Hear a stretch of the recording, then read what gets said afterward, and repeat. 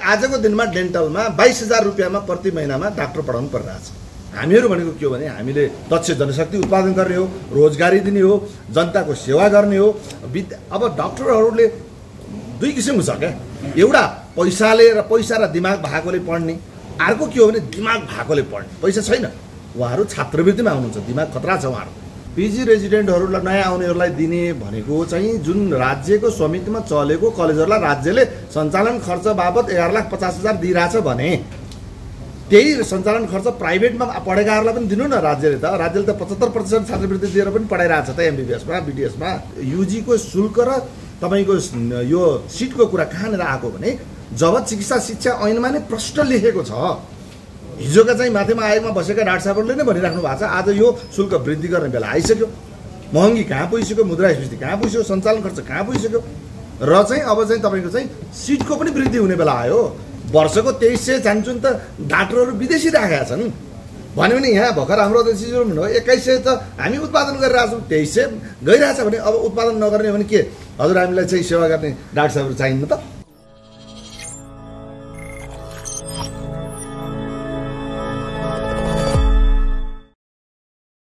PG रेजिडेन्टको fee बढ्न परेन, हाम्रो युजीको सिट पनि बढ्न परेन, युजीको शुल्क पनि बढ्न परेन।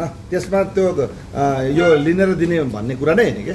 कुरा के हो भन्दाखेरि ठिक छ पिजी रेजिडेन्टहरूलाई नयाँ आउनेहरूलाई दिने भनेको चाहिँ जुन राज्यको समितिमा चलेको कलेजहरूलाई राज्यले सञ्चालन खर्च बाबत 11,50,000 दिइरहेछ भने त्यही सञ्चालन खर्च प्राइभेटमा पढेकाहरूलाई पनि दिनु न राज्यले त। राज्यले त 75% छात्रवृत्ति दिएर पनि पढाइरहेछ त एमबिबिएसमा, बिटिएसमा। राज्यको सञ्चालन राज्यले समितिले लिएको जुन मेडिकल कलेजहरूमा, डेन्टल कलेजहरूमा जुन पिजी रेजिडेन्टहरूले आज पढिरहेका छन् त्यसलाई राज्यले सञ्चालन खर्च पनि दिएको छ।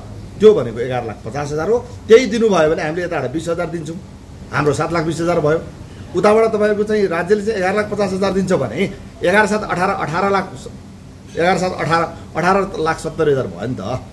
भनेपछि अब हजुरहरू आफैले भन्नुहोस्, हामीले राज्यलाई सोचेको 16,017 रुपियाँ मात्रै लिएर पिजी रेजिडेन्ट पढाउँ कि हजुरहरूले हुन्छ भन्नुहुन्छ भने त्यसमा पनि जानुपर्ने अवस्था आउने भयो। होइन भने राज्यले चाहिँ जसरी चाहिँ अरूलाई चाहिँ राज्यको समितिमा दिएको कलेजलाई दिइरहेछ भने यता पनि दिन चाहिँ यो पनि हाम्रो नेपाली नागरिक हो। त्यस कारणले हाम्रा डाक्टर साहबहरू जो पढ्न जानु भएको छ उहाँहरूलाई दिउँ न। हाम्रो फी र युजीको सिटलाई ल्याएर यता ल्याउनु ल्यायो, कम्पिटिसन ल्यायो भन्ने कुरा चाहिँ त्यो गलत हो, त्यो होइन। किन आएको हो भन्दा युजी र युजीको शुल्क र तपाईँको यो सिटको कुरा कहाँनिर आएको भने जब चिकित्सा शिक्षा ऐनमा नै प्रष्ट लेखेको छ। हिजोका चाहिँ माथिमा आयोगमा बसेका डाक्टर साहबहरूले नै भनिराख्नु भएको छ आज यो शुल्क वृद्धि गर्ने बेला आइसक्यो। महँगी कहाँ पुगिसक्यो, मुद्रास्फीति कहाँ पुगिसक्यो, सञ्चालन खर्च कहाँ पुगिसक्यो र चाहिँ अब चाहिँ तपाईँको चाहिँ सिटको पनि वृद्धि हुने बेला आयो। हिजो तपाईँलाई चाहिँ 5 वर्ष अगाडिसम्मलाई ल ठिक त यति सिटले हाम्रो नेपालको एउटा म्यापिङ भयो होला नि त। आज फेरि ती म्यानपावरहरू आज तपाईँहरूले नै पत्रिकामा लेख्नु भएको छ वर्षको 2300 जान्छन् त डाक्टरहरू विदेशी राखेका छन् भन्यो भने यहाँ भर्खर हाम्रो डिसिजन हो 2100 त हामी उत्पादन गरिरहेछौँ, 2300 गइरहेछ भने अब उत्पादन नगर्ने भने के हजुर हामीलाई चाहिँ सेवा गर्ने डाक्टर साहबहरू चाहिन्न त। त्यस कारणले गर्दाखेरि यो कुरा जुङ्गाको लडाइँ हो। उहाँले भन्नुभएको जुङ्गाको लडाइँ नगरौँ, यसलाई समाधान दिउँ।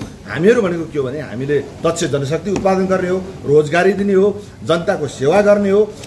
अब डाक्टरहरूले दुई किसिमको छ क्या, एउटा पैसाले र पैसा र दिमाग भएकोले पढ्ने, अर्को के हो भने दिमाग भएकोले पढ्ने। पैसा छैन, उहाँहरू छात्रवृत्तिमा आउनुहुन्छ, दिमाग खतरा छ उहाँहरू।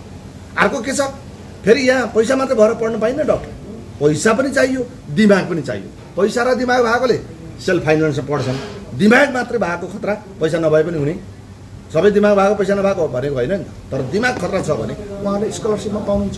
प्राइभेट सेक्टरमा एजुकेसन, प्राइभेट सेक्टरमा सिट सङ्ख्या वृद्धि भयो भने होइन, वृद्धि भयो भने छात्रवृत्ति बढ्छ।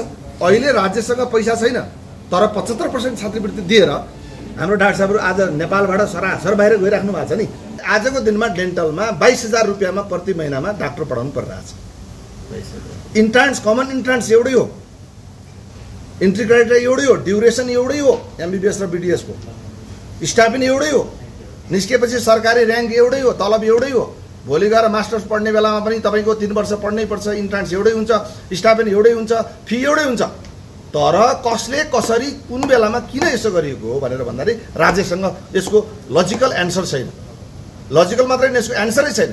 आज तपाईँ मान्नुहुन्छ 22,000 रुपियाँमा डेन्टल डाक्टर पढाउने, त्यो पनि त्यो पनि तपाईँको जम्मा 50 सिट 75 सिट थियो 50 सिटमा झारियो अनि 50 सिट चाहिँ लिएर छात्रवृत्ति 10% दिएर 22,000 मा आएर पढाउनु पर्ने डेन्टल कलेज त आज पुराका पुरा प्योर डेन्टल कलेज भनेको कान्तिपुर डेन्टल कलेज छ पिपुल्स डेन्टल कलेज छ यो दुईटा कलेजको हालत भनेको के हो भने अब अहिले भर्ना भएका विद्यार्थीहरूलाई पनि उम्काउन सकिँदैन बन्द गर्ने अवस्थामा छन् यसको लागि पनि हामी रोइरहेका छैनौँ फेरि राज्यले एउटा निकास दियोस् त्यसो भन्दा यसको विरोधमा कुरा हुन्छ सडकमा साथीहरूले चाहिँ कुरा बुझ्नुहुन्न भने डाक्टर साहबले कुरा बुझ्नुहुन्न भने त टेबल टक गर्नु पर्यो बस्नु पर्यो